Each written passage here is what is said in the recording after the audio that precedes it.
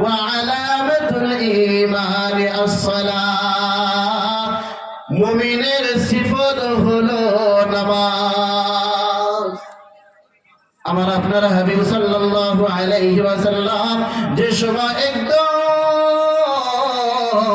ইন্তেকালের সময় এসে যায়, আমার আপনার নবী সাল্লাল্লাহু আলাইহি ওয়াসাল্লাম সাহাবায়ে কেরাম রিজওয়ানুল্লাহি তাআলা আলাইহিম আজমাইন গণের কাঁধের উপরে হাত রাখিয়া মসজিদের নববীতে যে নামাজ পড়তেন, মসজিদের নববীর ভিতরে গিয়ে নামাজ পড়তেন, মসজিদের নববীর ভিতরে গিয়ে নামাজ পড়তেন। শুধু তাই নয়, আমার আপনার হাবিব সুন্দর করে বলে দিতেন, আসসালাতু আসসালাহ ওয়া মা মালাকাত আইমানুকুম। আমার বাবাজিরা, পর্দানিশিনী মা এবং বোনেরা, বুকে হাত দিয়ে বলি, আমার মা বোনেরা গো, আমরা কিভাবে নামাজ জানাঞ্জলি বিদারিত করে দেই, নামাজ বাদ দিয়ে দেই, পড়ি না। সামান্য হুজুর আসার সাথে সাথে আমার নামাজটাকে কিভাবে বাদ দিয়ে দেই। ও আমার মা ফাতিমাতুজ জোহরা রাদিয়াল্লাহু তাআলা আনহা, ফাতিমাতুজ জোহরা মা ছিলেন, খাদিজাতুল কুবরা রাদিয়াল্লাহু তাআলা আনহা একজন মা ছিলেন। আমার রহিমের মা, আব্দুল করিমের মা, আপনিও একজন মা।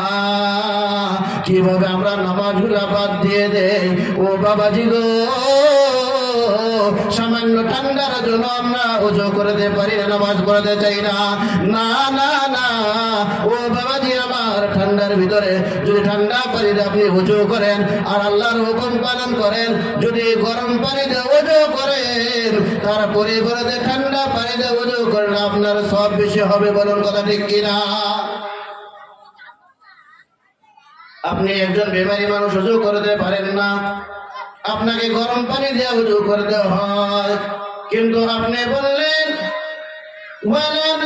وَلَنَبْلُوَنَّكُمْ بِشَيْءٍ مِّنَ الْخَوْفِ وَالْجُوعِ وَنَقْصٍ مِّنَ الْأَمْوَالِ وَالْأَنفُسِ وَالثَّمَرَاتِ وَبَشِّرِ الصَّابِرِينَ।